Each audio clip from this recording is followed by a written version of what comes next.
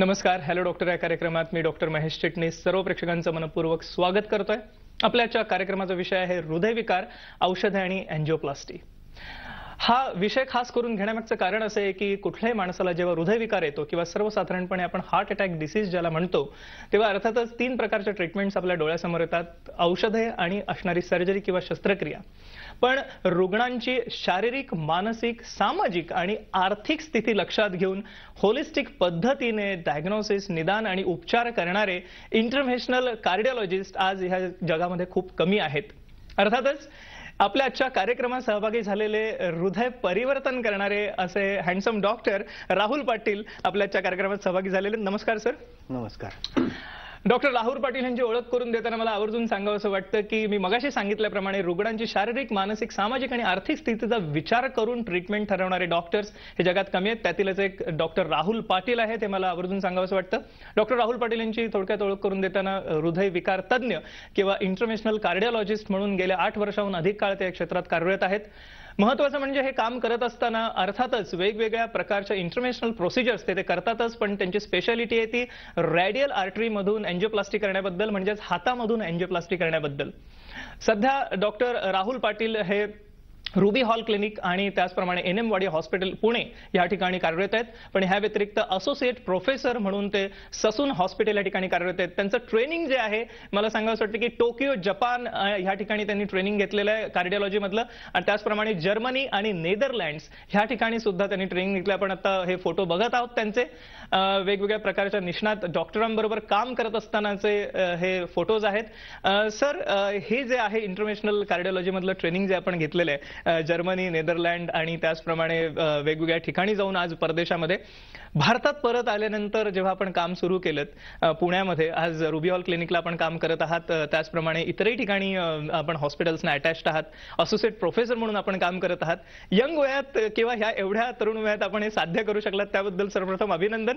वेगवेगळ्या प्रकारचे अवॉर्ड्स डॉक्टर्सना मिळालेत, पण आपण कार्यक्रमाच्या उत्तरार्धात ती जाणून घेणार आहोत कुठकुठच्या प्रकारचे अवॉर्ड्स मिळालेले आहेत. पण महत्त्वाचं म्हणजे खानदेश भूषण पुरस्कार आपल्याला देऊन सन्मानित करण्यात आलं होतं. त्याविषयी आपण बोलूया कार्यक्रमात पुढे नंतर. सर्वप्रथम कार्यक्रमाला सुरुवात करत असताना एक कार्डिओलॉजिस्ट म्हणून, एक हृदयविकार तज्ञ म्हणून कुठल्या प्रकारचे आजार आपल्याला हृदयामध्ये आढळतात आणि थोडंसं आम्हाला हृदयाविषयी सांगा. जनसामान्यांसाठी आज हृदयविकार हा म्हणजे फक्त हार्ट अटॅक असा समज आहे. कारण हृदयविकार आणि हार्ट अटॅक हा प्रत्येकाच्या घरात आज दिसून येतो. प्रत्येकाच्या घरात आज कुठे ना कुठे नातेवाईकांमध्ये एक पेशंट तर आहे ज्याला हार्ट अटॅक येऊन गेला आहे, आणि त्यामुळे लोकांच्या मनात ही धास्ती आहे की हार्ट अटॅक हा फार मोठा आजार आहे, कारण त्याला लागणारा खर्च हा खूप मोठा आहे. तर हृदयविकार हा हार्ट अटॅक असं समीकरण असल्यासारखं सांगू इच्छितो. त्यासोबत जन्मता होणारे जे काही आजार आहेत त्याला आपण कंजेनायटल हार्ट डिसीज असं म्हणतो. त्यामध्ये हृदयात असणारे होल त्याला आपण ASD, VSD किंवा PDA असे हार्टमधले होल किंवा सायनोटिक हार्ट डिसीजेस असे काही आजार आहेत. त्यासोबत ज्या कमी वयाच्या मुलांमध्ये म्हणजे 25-30च्या मुलांमध्ये होणारे वालचे आजार, त्याच्यामध्ये आपण म्हणतो व्हॅल्युलर हार्ट डिसीज, रुमॅटिक हार्ट डिसीज, हे युजली रुरल एरियाजमध्ये म्हणजे ग्रामीण एरियाजमध्ये जास्त दिसून येतात. त्यासोबत काही आजार आपण 50शी नंतर जे बघतो ते हार्ट अटॅक असतात. काही आजार जसे हार्ट फेलियर, ज्याच्यामध्ये हार्टची पंपिंग कॅपॅसिटी कमी होते आणि त्याला आपण हार्ट फेलियर असं म्हणतो, किंवा कार्डिओमायोपॅथी असंही म्हणतो. त्यासोबत अजून काही आजार आहेत त्याला आपण इलेक्ट्रोफिजिओलॉजिकल आजार असं म्हणतो, ज्याच्यामध्ये स्पंदन क्रियामध्ये दोष जर झाला त्यामध्ये हृदयाचे स्पंदन कमी जास्त अधिक, त्याच्यामध्ये सुप्राव्हेंट्रिक्युलर टॅकिकार्डियाज, व्हेंट्रिक्युलर टॅकिकार्डियाज असे काही आजार आहेत. तर हे सर्व संपूर्ण आजार इतके प्रमाणात असल्यामुळे त्याला प्रत्येकाला स्पेशालिटी आहे. पण आपण इंटरनॅशनल कार्डिओलॉजिस्ट म्हणून ज्यावेळेस बोलतो त्यावेळेस युजली आपण ट्रीटमेंट करतो हार्ट अटॅक आणि त्यातले आजार. येस सर, एक अतिशय उत्तम माहिती दिलीत आपण आता की केवळ हार्ट अटॅक म्हणजे हृदयविकार नाही, तर हृदयविकारामध्ये इतरही वेगवेगळ्या प्रकारचे आजार आहेत, लहान मुलांचे आजार आहेत, हृदयातील झडपांचे आजार आहेत. पण महत्त्वाचं आज इंटरव्हेन्शनद्वारे, म्हणजे पूर्वीच्या काळी बऱ्याच प्रमाणामध्ये जी ओपन हार्ट सर्जरी करायला लागायची त्याची गरज आता राहिलेली नाहीये. अर्थात हृदय कसं दिसतं आपण जाणून घेऊया डॉक्टरांकडनं आता लॅपटॉपवरती. एक आपण हृदयाचं एक स्पंदन करणाऱ्या हृदयाचं एक छान अॅनिमेशन बघतोय. डॉक्टर, काय सांगता येईल याविषयी आम्हाला? हृदयाला आपण जसं बघतायत स्क्रीनवर तसं हृदयाला 4 कप्पे आहेत, 4 व्हॅल्व्स आहेत. डाव्या बाजूला 2 लाल रंगात जे कप्पे आहेत ते ऑक्सिजनेटेड ब्लड पूर्ण शरीराला रक्तपुरवठा करतात, आणि उजव्या बाजूला जे निळ्या रंगाचे कलर आहे तो सांगतो की मी रक्तपुरवठा फुफ्फुसाला करून तिला शुद्ध करत असतो. बरोबर. आणि हे करत असताना हृदयाला 2 रक्तवाहिन्या असतात, लेफ्ट आणि राईट करोनरी आर्टरीज, ज्या रक्तपुरवठा करतात. ह्या रक्तवाहिन्यांमध्ये ज्यावेळेस आजार वाढतात त्यातनं होणारा आजार त्याला आपण हार्ट अटॅक असं म्हणतो. ओके, हे आपण आता बघितलं हार्ट अटॅक विषयी. महत्वाचा भाग असा आहे की आज हृदयम हार्ट केअर क्लिनिक ज्या ठिकाणी डॉक्टर राहुल पाटील यांच्या मार्गदर्शनाखाली खास करून ज्येष्ठ नागरिकांसाठी सवलतीच्या दरामध्ये कन्सल्टेशन आणि त्याचप्रमाणे इन्व्हेस्टिगेशन सुरू आहेत, त्याचा आपण जरूर लाभ घेऊ शकता. आपण हृदयम हार्ट केअर क्लिनिकचे या ठिकाणच्या संपर्कासाठीचे नंबरही बघत आहोत. महत्वाची गोष्ट अशी आहे की जरी आपल्याला हार्ट अटॅक आला तरी आपण घाबरून जाऊ नका, किंवा कुठल्याही प्रकारचा हृदयविकार असो, मग तो लहान मुलांचा असो किंवा झडपांचा आजार असो किंवा इतरही वेगवेगळ्या प्रकारचा हृदयविकार असो, आज हृदयम हार्ट केअर क्लिनिकमध्ये एकत्रितपणे एका छताखाली निदान आणि उपचार या दोन्ही गोष्टी उपलब्ध आहेत, ज्याचा आपण जरूर लाभ घेऊ शकता. आणि खास करून सिनियर सिटीजनसाठी, ज्येष्ठ नागरिकांसाठी सवलतीच्या दरामध्ये ट्रीटमेंट उपलब्ध आहे. आपण याविषयी अधिक जाणून घेऊया, पण तत्पूर्वी सर आपण आता आम्हाला एक सुंदर अॅनिमेशन दाखवलं की ज्याच्यामध्ये हृदय कसं काम करतं. एका पंपाप्रमाणे एक स्नायूचा पंप आहे आणि अर्थातच या पंपाला सप्लाय करणारा वेगळा जो रक्तवाहिन्या आहेत किंवा करोनरी आर्टरीज आहेत त्यांच्याविषयी आम्हाला सांगितलं. हार्ट अटॅक म्हणजे काय?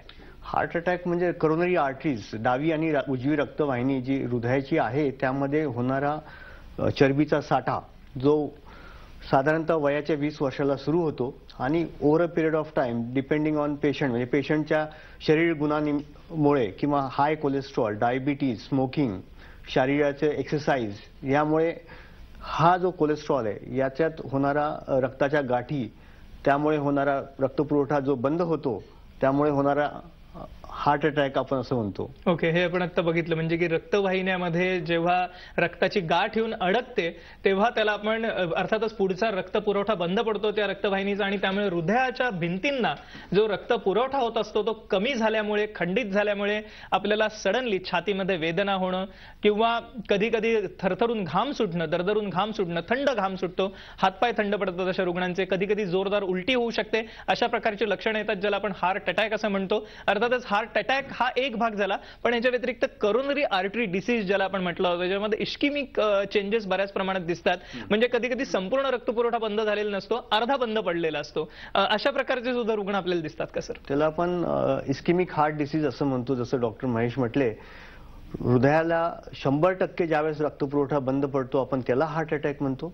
ज्यावेळेस पार्शियल म्हणजे समोरच्याला ज्यावेळेस 80-90% असा ब्लॉक असेल आणि ह्या ब्लॉकमधनं फक्त रक्तपुरवठा कमी होत असेल तर त्यावेळेस ज्यावेळेस पेशंट चालताना किंवा चढताना, जेवणानंतर हृदयाला ज्यावेळेस रक्तपुरवठा कमी व्हायला लागतो त्यावेळेस आपण त्याला म्हणतो अँजायना. आणि ह्यावेळेस पेशंटला कसा त्रास होतो? तो त्रास म्हणजे हृदयाच्या मधोमध म्हणजे छातीच्या मधोमध जडपणा जाणून येतो, वजन ठेवल्यासारखं वाटतं आणि हे 10 ते 15 मिनिटं असू शकतो. चालताना पेशंटला हा जडपणा वाढत जातो आणि जर बसला पेशंट एका जागेवरती लगेच जडपणा कमी होतो. छातीतला जडपणा बऱ्याचदा पेशंट मला असं सांगत नाही की चेस्ट पेन होतो, असं ते सांगतात डिस्कम्फर्ट होतोय, मला काही कळत नाही, काहीतरी त्रास होतोय, कोणतरी बसलाय माझ्या छातीवर. आणि हे दुखणं इथंच नसून काही वेळेस दोघं शोल्डर्समध्ये जाऊ शकतं, पाठीत जाऊ शकतं, मानेला जाऊ शकतं, काही वेळेस बेंबीकडेही जाऊ शकतं. आणि यासोबत काही लोकांना दडदडून घाम येतो, असं डॉक्टर जसं महेश म्हटले तसं असं होऊ शकतं. यामध्ये 80% लोकांमध्ये असे क्लासिकल सिम्पटम्स असतात, पण त्यामध्ये डायबिटीज ज्या व्यक्तींना असतो किंवा एल्डरली जे असतात 70 इयर्स अँड अबाव्ह, या लोकांमध्ये युजली चेस्ट पेन असा सिम्पटम्स नसतात आणि या लोकांना सायलेंटली हार्ट अटॅक येऊन जातात. आणि त्यांचं प्राथमिक सिम्पटम्स जे असतात ते म्हणजे चालताना दम लागणे, चढताना दम लागणे. आणि ज्यावेळेस असे सिम्पटम्स डायबिटीज पेशंटमध्ये असतात त्यांनी ह्या सिम्पटम्सला अँजायना इक्विव्हलंट समजावं, म्हणजे हृदयाला रक्तपुरवठा कमी होतोय असं समजावं आणि डॉक्टरांकडे जाऊन ट्रीटमेंट घ्यावी. येस, ही एक महत्त्वाची गोष्ट डॉक्टर राहुल पाटील यांनी आपल्याला सांगितली की डायबिटीज किंवा मधुमेह रुग्णांमध्ये प्रत्येक वेळेस छातीत वेदना होतात असं नाहीये. जर आपल्याला डिस्कम्फर्ट जाणवत असेल तर जरूर आपण हृदयविकार तज्ज्ञांचा सल्ला घ्या आणि हे आवश्यक आहे. आणि अर्थातच मी मगाशी सांगितल्याप्रमाणे हृदयम हार्ट केअर क्लिनिकमध्ये खास करून सिनियर सिटीजनसाठी म्हणजे ज्येष्ठ नागरिकांसाठी सवलतीच्या दरामध्ये निदान आणि उपचार उपलब्ध आहे, ज्याचा आपण जरूर लाभ घेऊ शकता. कार्यक्रमात पुढे आपण जाणून घेणार आहोत की आज कुठकुठच्या प्रकारच्या ट्रीटमेंट्स म्हणजे औषधे आणि अंजिओप्लास्टी कशा रीतीने उपलब्ध आहे हृदयविकारांसाठी, एका छोट्याशा विश्रांतीनंतर. नमस्कार, हॅलो डॉक्टर या कार्यक्रमात पुन्हा एकदा सर्व प्रेक्षकांचं स्वागत. आपली चर्चा सुरू आहे ती हृदयविकार आणि त्यावरती असणारी औषधं आणि अँजिओप्लास्टी.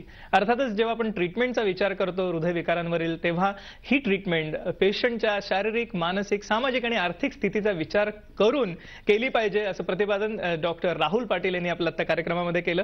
डॉक्टर राहुल पाटील यांची मी मगाशी थोडक्यात ओळख करून दिली होती, पण अतिशय कमी वेळामध्ये त्यांनी अतिशय मोठ्या प्रकारचे सन्मान प्राप्त केलेले आहेत. त्यातले काही सन्मान मी जरूर आपल्याला लॅपटॉपवरती दाखवू इच्छितो. बेस्ट यंग इंटरव्हेन्शनल कार्डिओलॉजिस्ट अवॉर्ड त्यांना सिंगापूरला मिळालं होतं 2008 साली. त्याच्यानंतर बेस्ट चॅलेंजिंग केस अवॉर्ड मिळालं होतं. TCT कॉन्फरन्समध्ये सुद्धा त्यांना वॉशिंग्टनला अवॉर्ड मिळालं होतं. पण हे एक अतिशय महत्त्वाचं अवॉर्ड आहे की बेस्ट चॅलेंजिंग केस अवॉर्ड वॉशिंग्टनला 23 सप्टेंबर 2010 साली त्यांनी प्राप्त केलेलं आहे. ह्याच्या व्यतिरिक्त TCT वॉशिंग्टन अवॉर्ड मी मगाशी तुम्हाला सांगितलं मानवता पुरस्कार देऊन त्यांना सन्मानित करण्यात आलेला आहे. हा एक अतिशय महत्त्वाचा असा पुरस्कार आहे असं म्हणायला हरकत नाही, कारण पेशंटचा विचार करून मी जेव्हा आपण ट्रीटमेंट करतो तेव्हा खरोखर एक मानवतावादी दृष्टिकोन ठेवून आपण ट्रीटमेंट करतोय असं म्हणायला हरकत नाही. ह्याच्या पुढचा आपण अवॉर्ड बघणार आहोत जे अतिशय महत्त्वाचं आहे. डॉक्टर राहुल पाटील खानदेशाशी संलग्न आहेत, खानदेशातून आलेले आहेत आणि त्यामुळे खानदेश भूषण पुरस्कार पुणे या ठिकाणी देऊन त्यांना खास सन्मानित करण्यात आलं होतं. पुणे आणि केवळ पुणेच नव्हे तर महाराष्ट्रातील अनेकविध प्रकारच्या हॉस्पिटल्समध्ये जाऊन त्यांनी आजपर्यंत आपली सेवा दिलेली आहे. महाराष्ट्रात विविध ठिकाणी आज ते लेक्चर्स देण्यासाठी जात असतात. त्यांचं आत्ताचं जे कर्मस्थान आहे ते पुणे आहे. पुण्याला रुबी हॉल क्लिनिक हॉस्पिटलला खास करून ते कार्यरत आहेत आणि ह्याच्या व्यतिरिक्त NM वाडिया हॉस्पिटल ह्या ठिकाणी ते आपली सेवा देत आहेत. हृदयम हार्ट क्लिअर क्लिनिक ज्या ठिकाणी आज सर्व प्रकारच्या रुग्णांसाठी हृदयविकारावरील केवळ उपचारच नव्हे तर निदान सुद्धा उपलब्ध आहे एकत्रितपणे एका छताखाली. आणि खास करून मी मगाशी सांगितल्याप्रमाणे सिनियर सिटीजन्स ज्येष्ठ नागरिकांनी जरूर या गोष्टीचा लाभ घेऊ शकतात. डॉक्टर, आपण आता जेव्हा चर्चा करत होतो तेव्हा आपण आम्हाला आता सांगितलं की ही एक महत्त्वाची गोष्ट आहे की जेव्हा पेशंट आपल्याकडे येतो तेव्हा मानवतावादी दृष्टिकोन आपल्याला ठेवायला लागतो त्याच्याकडे बघताना, कारण अनेकदा रुग्ण घाबरलेल्या मनस्थितीत असतात. जेव्हा हार्ट अटॅक आलेला असतो कधी कधी पैशांची सोय असतेच असं नाहीये, कधी कधी असणारे इतर स्ट्रेस किंवा मानसिक शारीरिक ताणतणाव अशा सगळ्या अवस्थातनं जेव्हा पेशंट जात असतो आणि अप्रोच आपल्याकडे करतो तेव्हा आपण सर्वप्रथम त्यांचं निदान कसं करता ते आम्हाला सांगा. आणि अर्थातच उपचारांकडे आपण नंतर जाऊया. पण आपण मगाशी सांगितलेली लक्षणं घेऊन हार्ट पेन, चेस्ट पेन, कधी दम लागणं असे पेशंट्स रुग्ण जेव्हा आपल्या क्लिनिकमध्ये येतात आपला अप्रोच कसा असतो? अप्रोच हा असं तुम्ही जसं सुरुवातीला म्हटलात होलिस्टिक अप्रोच ठेवला पाहिजे. डायग्नोसिस करताना ECG, 2D इकोकार्डिओग्राफी, स्ट्रेस टेस्ट ह्या जशा OPD बेसिसच्या ज्या तपासण्या आहेत या तपासण्यांनी बरंचसं निदान होऊन जातं. ज्या लोकांना हार्ट अटॅक किंवा अनस्टेबल अँजायना असं आहे त्या लोकांना कॉरोनरी अँजिओग्राफी हे करणं मस्ट किंवा मॅन्डेटरी म्हणूया आपण, कंपल्सरी आहे. त्याशिवाय पुढे येणारा हार्ट अटॅक आणि जो हार्ट अटॅक येऊन गेला आहे त्यामुळे होणारे जे काही मध्ये प्रॉब्लेम्स आहेत त्याशिवाय कळून येत नाही. तर ह्या सर्व तपासण्यांनी आपल्याला हृदयाचा आजार किंवा त्यातली सिव्हिअरिटी कळून येते, किती प्रमाणात ब्लॉक्स आहे हे कळून येतात, येणारा भविष्यातला हार्ट अटॅक टाळता येऊ शकतो. आणि त्यानंतर उरलेली जी आपण ट्रीटमेंट पेशंटला ॲडवाईस करतो त्यामध्ये सर्वात आधी हार्ट अटॅक आलेल्या पेशंटचं मनोबल धैर्य वाढवण्याचं काम करत असतो. आणि हे करत असताना पेशंटला काउन्सिलिंग हा एक महत्त्वाचा भाग आहे, ज्याने त्याचं मनोबल धैर्य वाढलं की तो 50% त्या ठिकाणी बरा होत असतो. त्यानंतर मग जो बाकीचा भाग उरतो तो आमचा टेक्निकल भाग असतो, ज्यामध्ये आम्हाला रक्तवाहिन्यातल्या ब्लॉकेजेस साफ करायचे असतात. जर ब्लॉक्स असतील तर, जर साफ करणे इतके नसतील तर मग बायपास सर्जरी केली जाते. सर्वच लोकांना बायपास सर्जरी आणि अँजिओप्लास्टी करावीच लागते असं नाही आहे. आज आपण मेडिकल ट्रीटमेंटने बरेचसे पेशंट्स आपण चांगले करू शकतो. हा एक महत्त्वाचा सल्ला पण आता दिलात की मेडिकल ट्रीटमेंटने सुद्धा प्रत्येक वेळेस हार्ट अटॅक आला म्हणजे प्रत्येकाला अँजिओप्लास्टीज किंवा बायपासचीच गरज पडते असं नाहीये. तर बरेचदा औषधोपचार, उत्तम औषधोपचार सुद्धा उपलब्ध आहेत. आज हे औषधोपचार आहेत म्हणजे जेव्हा हार्ट अटॅकचे रुग्ण आपल्याकडे येतात तेव्हा आपण अर्थातच त्यांना ICU मध्ये भरती करत असाल. रक्त पातळ करता येऊ शकतं का विदाऊट अँजिओप्लास्टी, किंवा कधी कधी आपण प्रायमरी अँजिओप्लास्टी ज्याला म्हणतात, हा काय प्रकार आहे? आज पुण्यासारख्या शहरामध्ये किंवा मुंबईसारख्या शहरामध्ये ज्या ठिकाणी अँजिओग्राफीचे डिपार्टमेंट्स जागोजागी अवेलेबल आहेत, म्हणजे प्रत्येक माणसाच्या ॲक्सेसमध्ये 15 ते 20 मिनिटाच्या ॲक्सेसमध्ये आज अँजिओग्राफीचे डिपार्टमेंट्स अवेलेबल आहेत, कॅथलॅब्स अवेलेबल आहेत. तर या ठिकाणी ज्यावेळेस पेशंटला छातीत त्रास होतो आणि निदान होतं की हार्ट अटॅक आलेला आहे, जसं वेस्टर्न युरोप किंवा US मध्ये जशी ट्रीटमेंट केली जाते, आज प्रत्येक व्यक्तीला हार्ट अटॅक आल्यानंतर पहिल्या अर्ध्या तासामध्ये हॉस्पिटलमध्ये नेलं जातं. त्यामध्ये हॉस्पिटलमध्ये नेल्यानंतर पेशंटला प्रायमरी अँजिओप्लास्टी म्हणजे लगेचच अँजिओग्राफी डिपार्टमेंटला नेऊन ब्लॉक्स बघायचे आणि त्याची ट्रीटमेंट करायची, याला आपण प्रायमरी अँजिओप्लास्टी म्हणतो. आणि ही गोल्ड स्टँडर्ड आहे. म्हणजे त्यामध्ये हार्टचे स्नायू डॅमेज होत नाही, 100% हे स्नायू बरे होतात आणि पेशंटची पंपिंग कॅपॅसिटी प्रिझर्व्ड राहते. ओके, हे आपण आता जे सांगितलं की पंपिंग कॅपॅसिटी प्रिझर्व्ह राहते, हे महत्वाचं आहे या उपचारांनी. म्हणजे हार्ट अटॅक जर येऊन गेला तरी तुम्हाला जर त्वरित उपचार केले तर पुन्हा जसं ओरिजिनल हृदय आहे तेवढंच कार्यक्षमता करणारं हृदय आपल्याला मिळू शकतं. हे अर्थातच हे आधुनिक उपचारांनी शक्य झालेलं आहे. या संदर्भामधले अधिक माहिती आपण घेऊया एका छोट्याशा विश्रांतीनंतर. नमस्कार, हॅलो डॉक्टर या कार्यक्रमात पुन्हा एकदा सर्व प्रेक्षकांचं स्वागत. आपल्या ठिकाणी चर्चा सुरू आहे ते हृदयविकार, औषधे आणि अँजिओप्लास्टी यावरती डॉक्टर राहुल पाटील यांच्याबरोबर. डॉक्टर राहुल पाटील हे निष्णात हृदयविकार तज्ञ आहेत, म्हणजेच इंटरव्हेन्शनल कार्डिओलॉजिस्ट आहेत. आणि सगळ्यात महत्त्वाचं म्हणजे की मानवतावादी दृष्टिकोन ठेवून आज रुग्णांची सेवा करणारे एकमेव डॉक्टर आहेत असं म्हणायला हरकत नाही. आणि ह्यासाठी त्यांना विविध पुरस्कार देऊन सन्मानित करण्यात आलेला आहे, ज्याच्यामध्ये खानदेश भूषण पुरस्कार आहे, मानवता पुरस्कार आहे. पण महत्त्वाचं म्हणजे वेगवेगळ्या प्रकारच्या अकॅडमिक्स फील्डमध्ये त्यांचा जो एक्सलन्स आहे तो वाखाणण्याजोगा आहे. आज ससून हॉस्पिटलला असोसिएट प्रोफेसर म्हणून काम करत असताना, विविध रुग्णांची सेवा करत असताना वेगवेगळ्या प्रकारचे पुरस्कार त्यांना प्राप्त झालेले आहेत. मी मगाशी सांगितल्याप्रमाणे कार्यक्रमाकडे पुन्हा एकदा वळत असताना डॉक्टरांनी मगाशी सांगितलं आपल्याला की ट्रीटमेंट जी आहे ती आज 3 सर्वसाधारण भागांमध्ये विभागली गेलेली आहे. एक स्लाइड आपण बघूया अनुषंगाने उत्तम, ज्याच्यामध्ये ट्रीटमेंटचे आज साधारण स्वरूप हृदयविकारातले आपल्याला सहज माहिती पडू शकेल. सर, काय सांगता येईल? हार्ट अटॅक, अनस्टेबल एंजायना, या दोन्ही गोष्टी झाल्यानंतर पेशंटला ट्रीटमेंट करताना 3च बाबी उरतात. अँजिओग्राफी करणं येस कंपल्सरी आहे, पण त्यातल्या त्यात इनिशियल पहिले 4-5 दिवस किंवा पहिले 24 तास मेडिकल ट्रीटमेंट देऊन पेशंट स्टॅबिलाइज केला जातो. त्यानंतर अँजिओग्राफी केली जाते. अँजिओग्राफी केल्यानंतर जे काही आपल्या समोर येतं, जर कमी प्रमाणात ब्लॉक असतील तर पेशंटला मेडिकल ट्रीटमेंट, आपल्याकडे असे मेडिकेशन्स आज आहेत उपलब्ध की जे 40 ते 50% ब्लॉक कमी करू शकतात.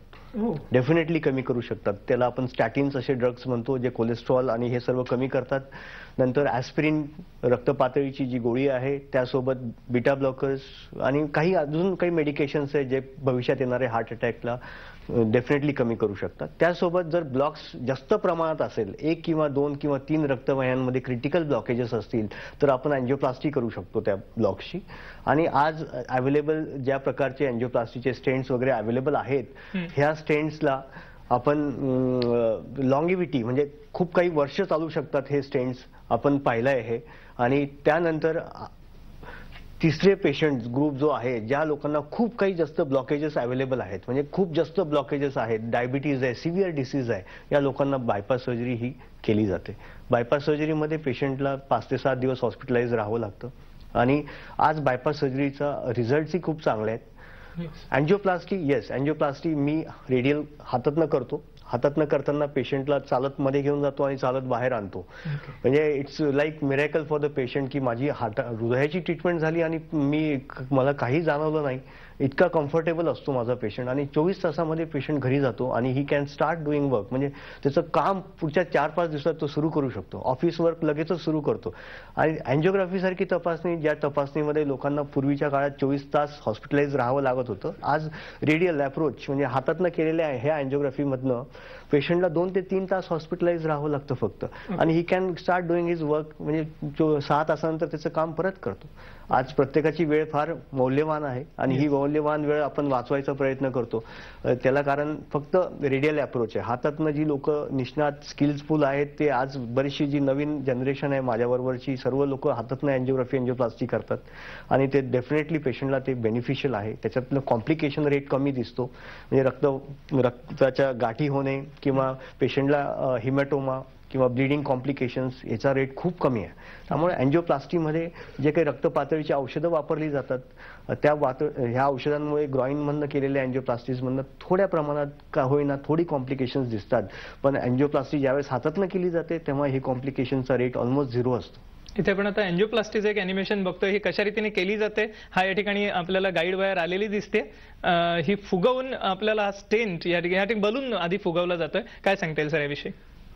पूर्वी जेव्हा 1977 मध्ये डॉक्टर अँड्रेस ग्रुंझिंग यांनी अँजिओप्लास्टी इन्व्हेंट केली, त्यावेळेस त्यांनी फक्त बलून हा वापरला.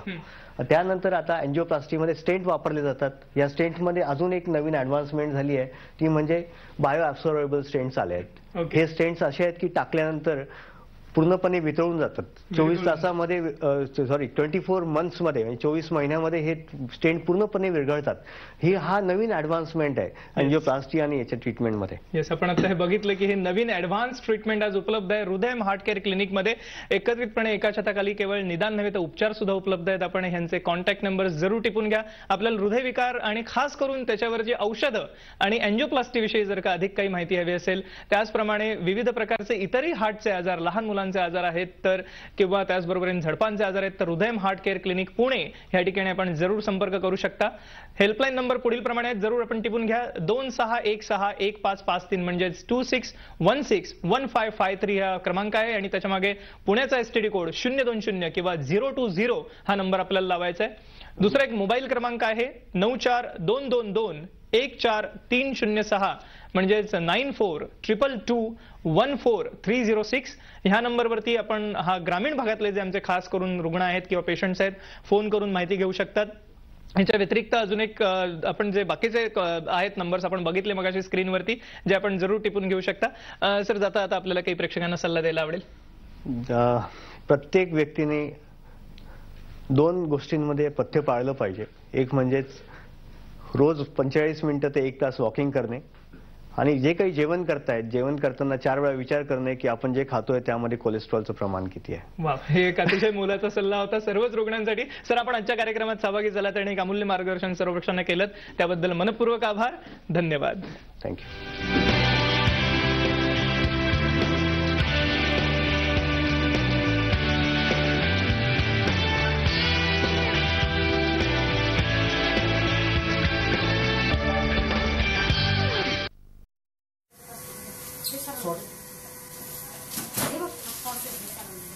खरखर आवाज येतात. एसी आता चालू करायचं वाटलं तर तुम्हाला तिकडचे एकच चालू कर.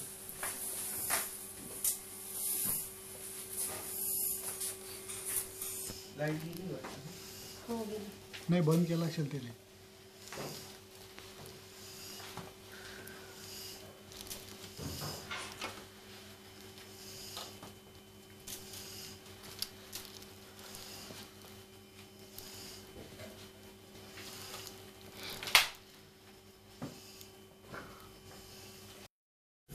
Today we have a 2-year-old baby who is 10 kgs weight, and the baby has continuous murmur or precordium, suggestive of big patent ductus arteriosus. Baby has symptoms of failure to thrive and repeated lower respiratory tract infections. On 2D echocardiography examination, we found to have a large PDA.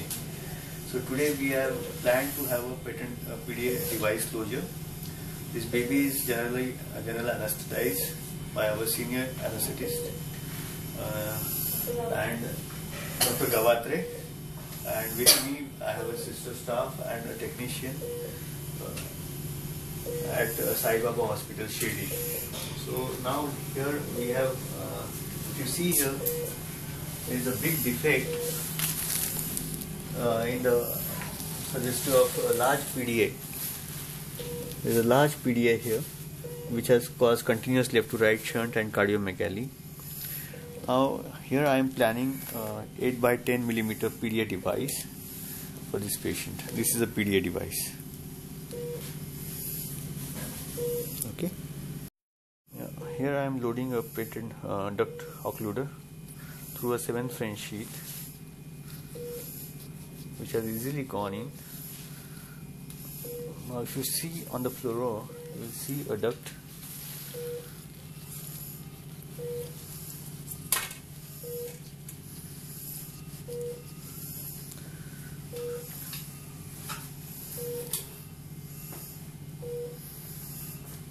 This is a duct.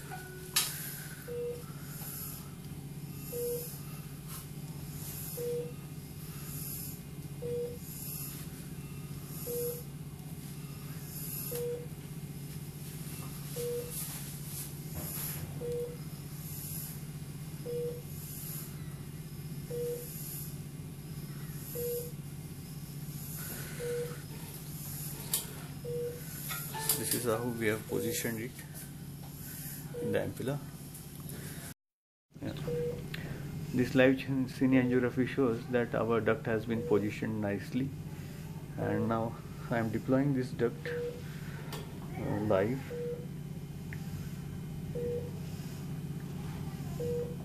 Yeah. So duct is positioned and it has been deployed successfully. Yes. Now if you see here, after duct delivery, the duct is positioned well. Pictal angiography shows that the duct position is perfect, and now we have finished the case with very good result, deploying 8 by 10 millimeter ductal occluder for PDA with very good result. Thank you. This was a duct. It's so big, causing continuous symptoms for last 2 years to this baby, and failure to thrive, repeated respiratory tract infections. Now we have successfully deployed a duct here, and this is a baby. You can see this baby just 2 years old. Dr. Gawatre has successfully extubated him, and patient has given a cry after removal of tube.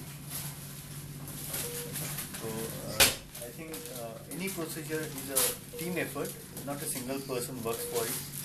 The team includes a good cardiologist, a good anesthetist, a good staff, a good technician, and other supportive staff which help in making the procedure successful.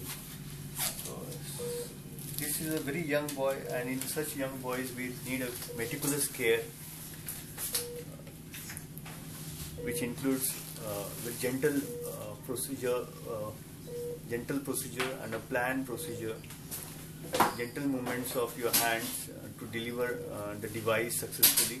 आपल्या बाळाचं 2 वर्षाचा होता, तुम्ही बघताय इथं चक्की बसवली आहे, दिसते का? सक्सेसफुल झालंय, बाळ एकदम छान आहे आणि रिझल्ट एकदम छान आहे, काही प्रॉब्लेम नाही. बाळाला आयुष्यभर प्रॉब्लेम येणार नाही असं रिझल्ट दिला. मोठा होल होता, आम्हाला फार मोठा डिव्हाइस टाकावा लागला 8 बाय 10 मिलीमीटरचा, आणि मला असं वाटतं की बाळाला आयुष्यात प्रॉब्लेम येणार नाही. बाळाला डोळ्याला 2रा आणि 4था रविवार असतो विजिटचा, त्यावेळेस चेकअपला घेऊन येईल. माझं नाव विनोद पाटील आहे व माझ्या मुलाचं नाव कुणाल पाटील. त्याला 1.5 वर्ष असताना त्याला हार्टचा प्रॉब्लेम आला व आमचे जे चिल्ड्रन स्पेशल डॉक्टर आहेत त्यांनी संबंधित डॉक्टरांना राहुल पाटील यांना भेटायला सांगितले व त्यांनी त्याच्या हृदयाला होल आहे. हृदयाला बोलायला सांगितलं व त्यांनी हृदयामध्ये चक्रडी बसवली आणि त्याचं आता 2 वर्ष वय झालंय व त्याला कोणत्याही प्रकारची आता काही प्रॉब्लेम वगैरे नाही. माझे नाव पूनम प्रल्हाद सोनवणे, आम्ही शाद्याचे राहणारे आहेत. माझे बाळ रोहित प्रल्हाद सोनवणे, त्याची ट्रीटमेंट आम्ही शाद्याला घेतली सुनील पाटीलांकडनं. त्यांनी आम्हाला सल्ला दिला का तुम्ही राहुल पाटीलांकडे याची चेकिंग करून घ्यायच्या, हृदयात होल आहे राहुल पाटीलांनी आम्हाला सांगितलं.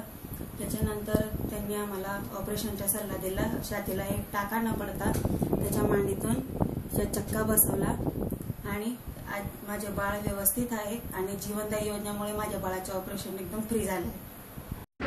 Mrs. Lalita was a patient who admitted to Noble Hospital around 20 days back with history of fracture